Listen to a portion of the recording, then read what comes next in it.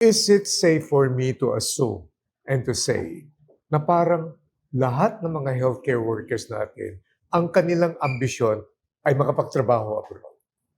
For me, most of my coworkers, a lot of them typically dream of that, no, working abroad. Kasi syempre the working conditions here in the Philippines, they're not the best.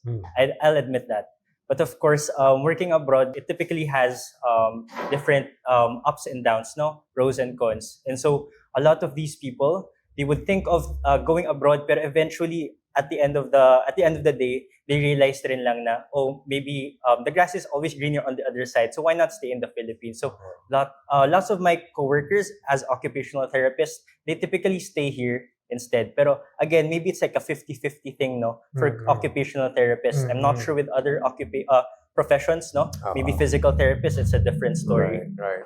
And what about the physical therapist? Ganun din ba ang storya, Nina? Actually, I think we prefer the abroad setup kasi mas may freedom ang PTs abroad compared here in the Philippines. Oh. Kasi we're more boxed kasi we're still under rehab doctors and other kinds of doctors. Okay. So we need prescriptions first from them before we actually do the exercises with patients. So it's not just a matter of earning a lot more, which obviously is, no?